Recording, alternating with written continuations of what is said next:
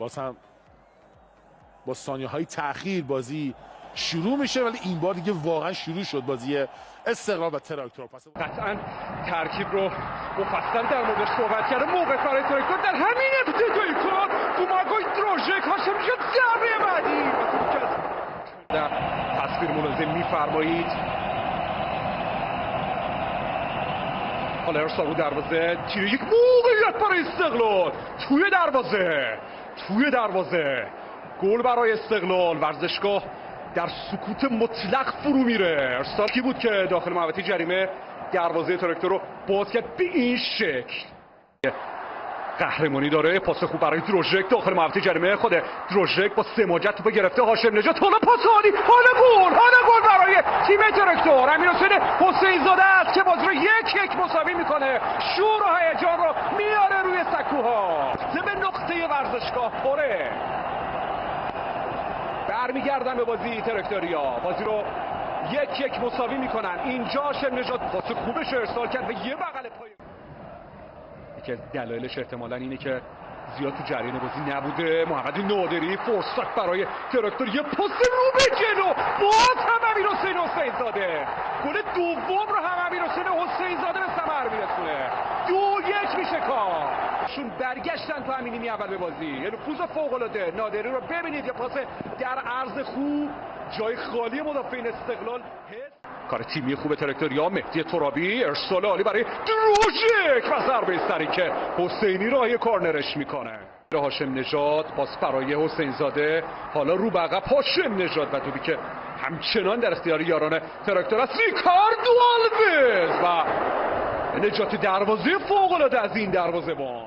بازی متوقف شده. چه فضایی ساختن. اعتراض به همین قضیه است که آقا هیچی مشخص نیست.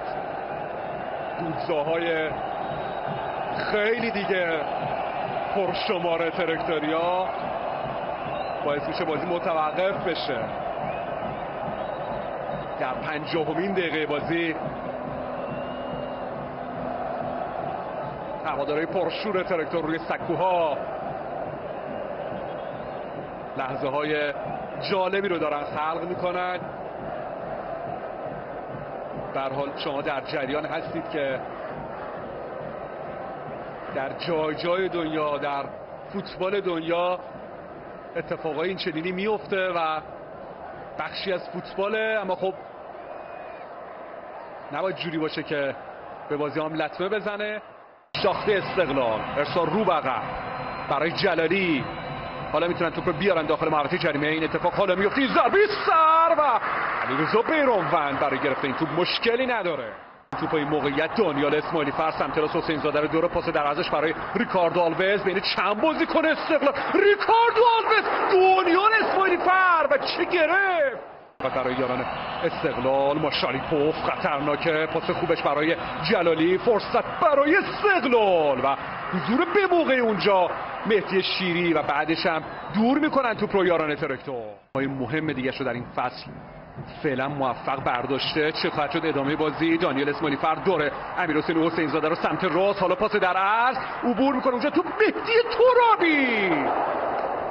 تیر دروازه زد اینجا تو این صحنه. این بازیکن امیرحسین حسین زاده توپی گرفته. یه بازیکن از استقلال رو زمین افتاده. خود حسین زاده حرکت رو آغاز کرده بین 4 بازیکن استقلال. امیرحسین حسین زاده و ضربه‌ای که برای گرفتنش این دروازه‌بان مشکلی نداره. یکی یار در مقابلشه که مرادمنده.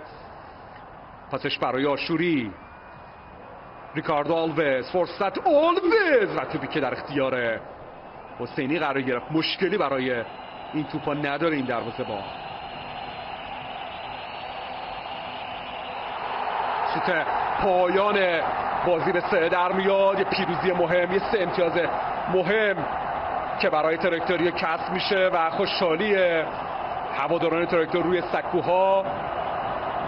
بازی با نتیجه 2-1 به نفع تراکتور به پایان رسید. همچنان آتشبازی و دودزاها و اینا ادامه داره دیگه روی سکوها و کناره ها. شجاع خلیلزاده و هواداران پرشمار تراکتور روی سکوها. ببینیم این تصاویر رو.